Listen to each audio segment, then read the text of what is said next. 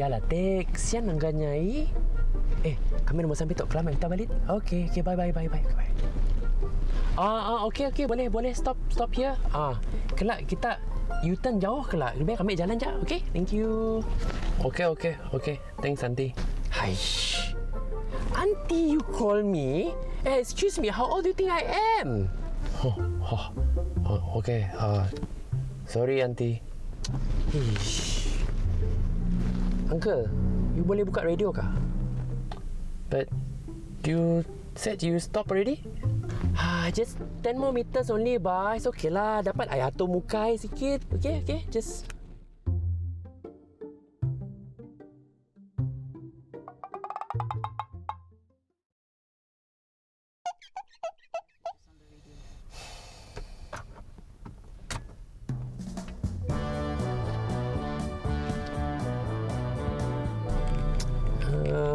Uncle, can change radio station ke? Lagu orang ramai gila tu.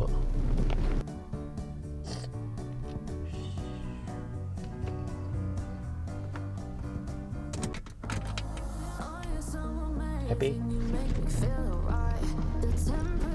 Oi. Uncle, turn it up louder. Best lagu tu. This is my jam.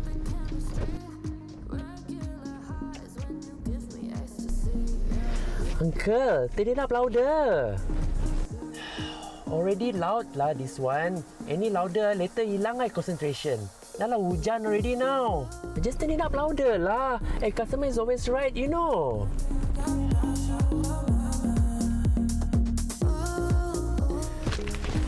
Okay lah, Uncle. Thank you very much.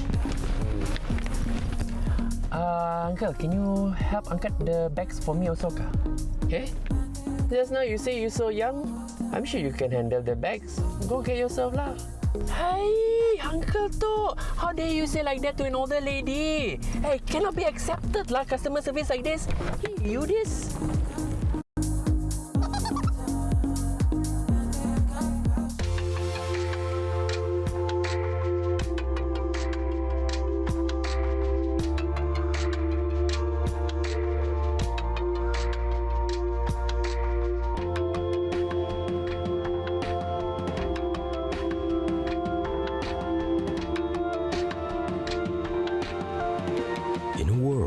Filled with illness and disease, Arif is on a quest for informed health. Presenting My Health, My Choice. One host, 27 experts.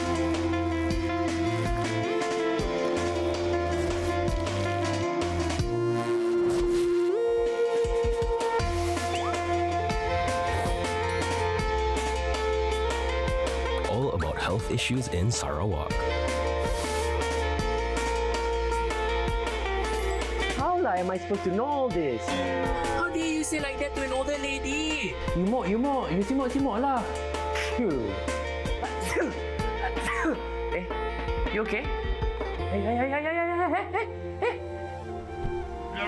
Lama bis.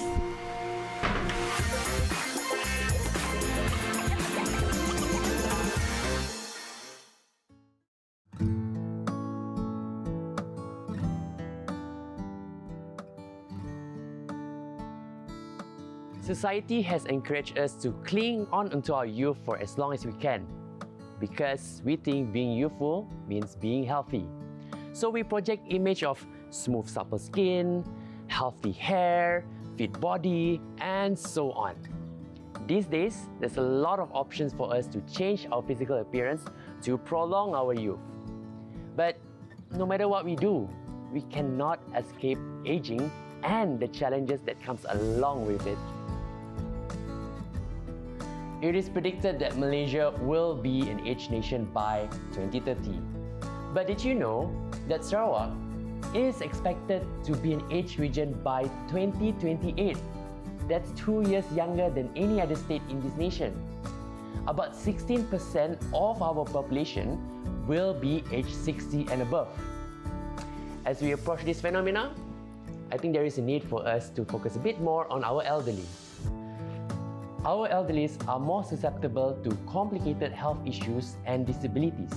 they may deal with pain, fear of rejection and loneliness, and other health issues that will affect their overall well-being. There could be a solution to this: palliative care. In 2002, the World Health Organization defined palliative care as an approach that improves the quality of life of patients and their families facing the problems associated with life-threatening illness, through the prevention and relief of suffering by means of early identification and impeccable assessment and treatment of pain and other problems, physical, psychosocial, and spiritual. The spectrum of palliative care is very broad, but ultimately it is a support system that can help us and the people around us live as well as possible until our deaths. To find out more about aging and palliative care in the context of Sarawak, Arif meets Dr. Lam, the chairman of the National Cancer Society Malaysia, Sarawak Branch, who is a palliative care advocate. My health, my choice. Your health, your choice.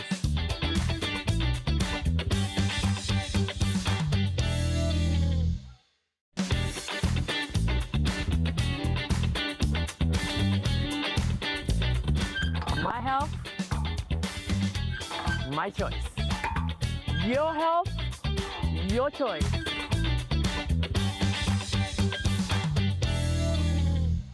Arif is with Dr. Lam to talk about aging and palliative care in Sarawak. So today we're going to talk about aging and palliative care. Yes. If you could share with us, what is palliative care?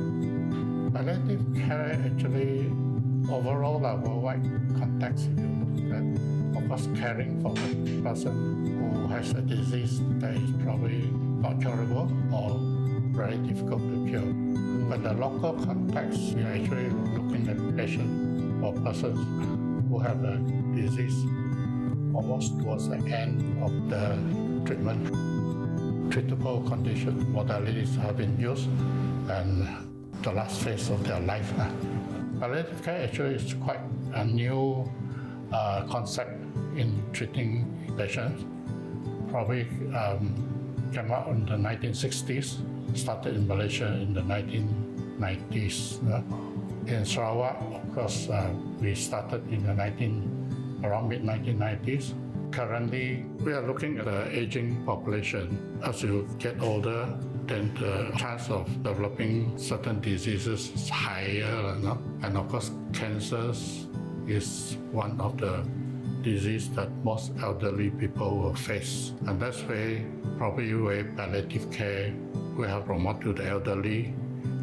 So who can provide palliative care to a patient?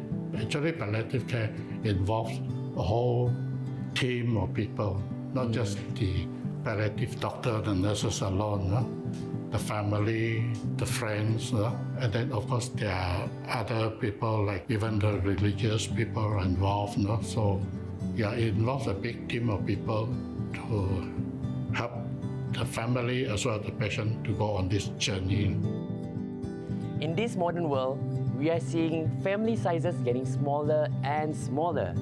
It is also a norm that the children to leave their homes to pursue their own life.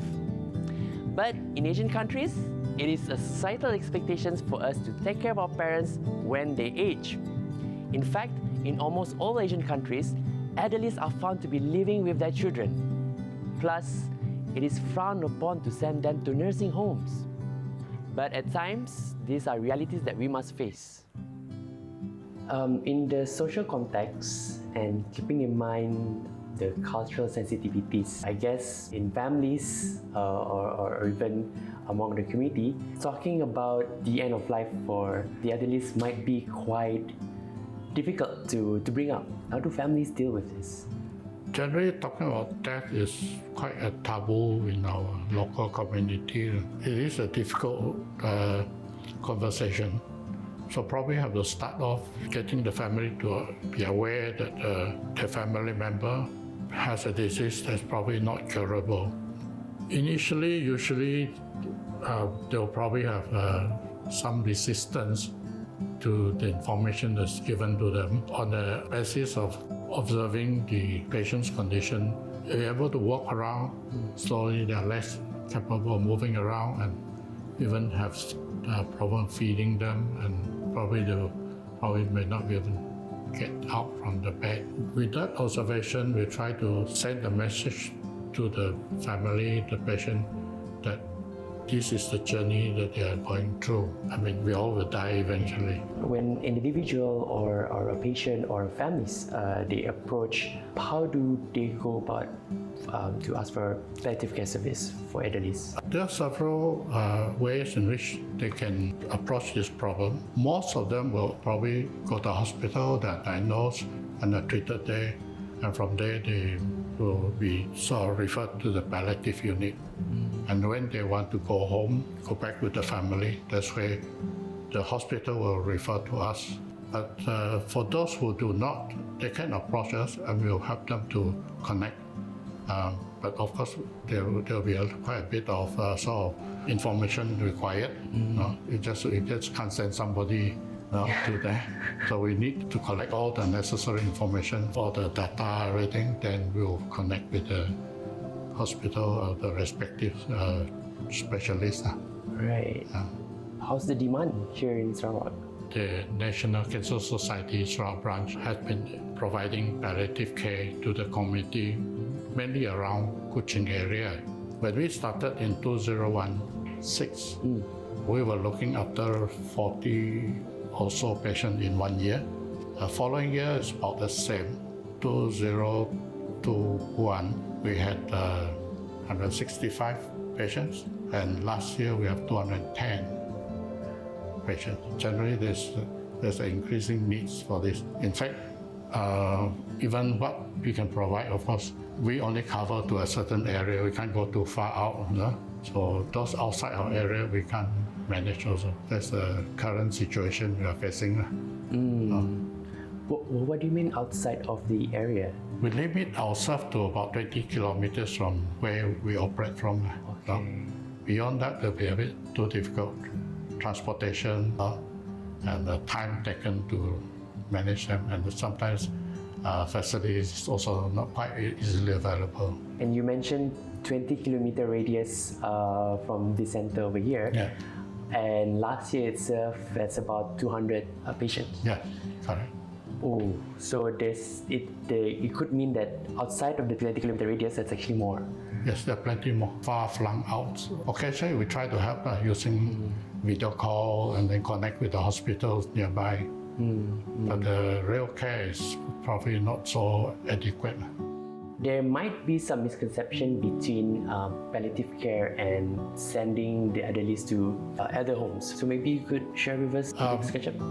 Aging, the senior citizens need to be taken care of. So Sarawak need probably to look into that aspect, for probably more nursing home, better quality nursing home, and other centers like daycare and all that, so that they are having the care that they need.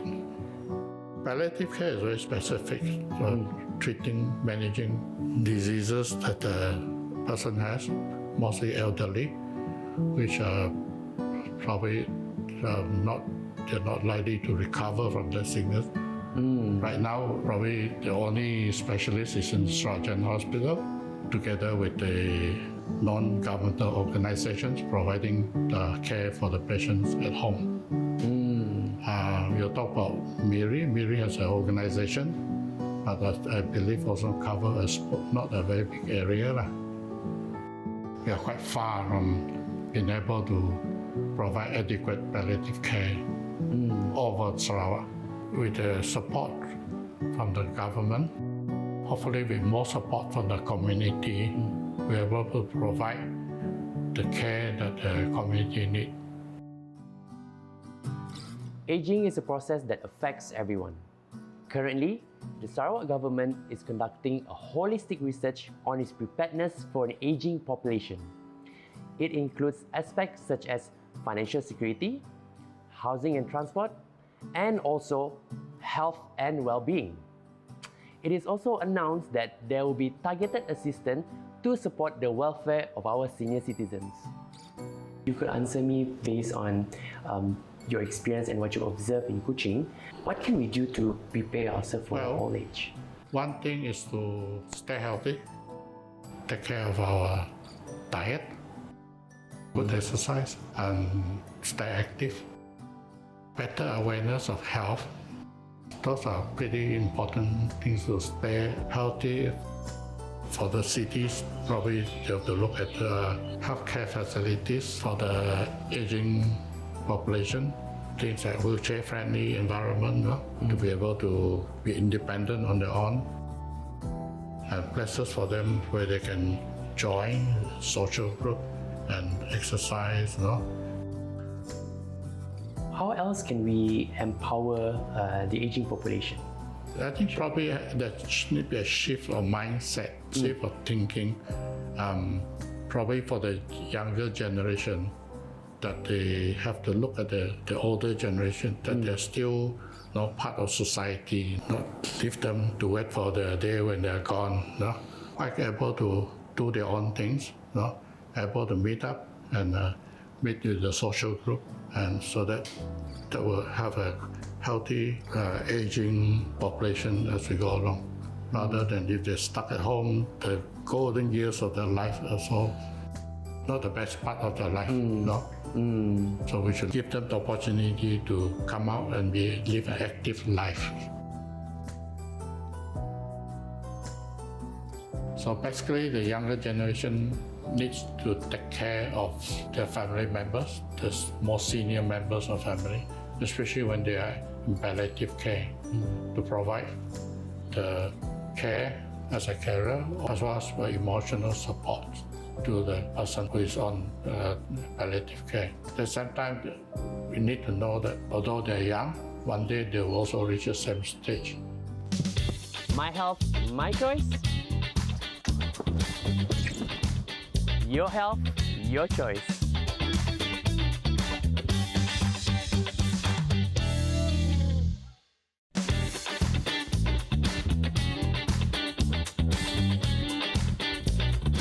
My health, my choice. Your health, your choice.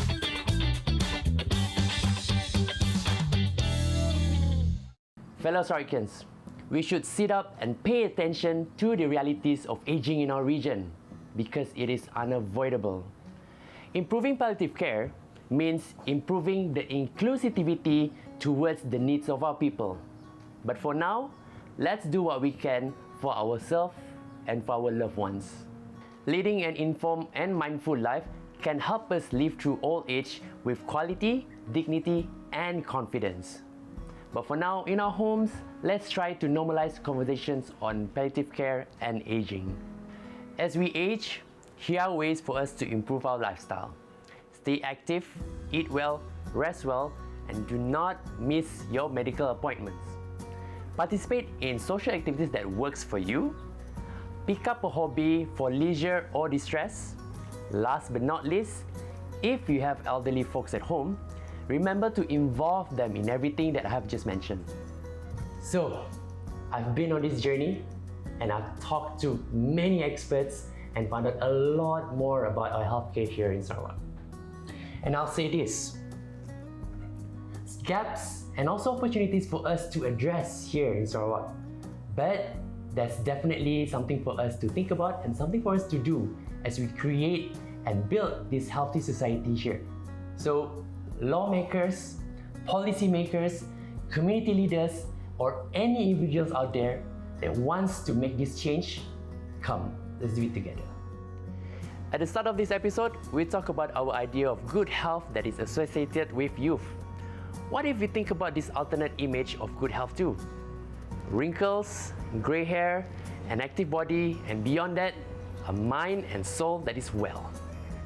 Ingat-ingatlah orang tua kita, because our elderly matters, and together we can improve our well-being. Remember, my health, my choice, your health, your choice.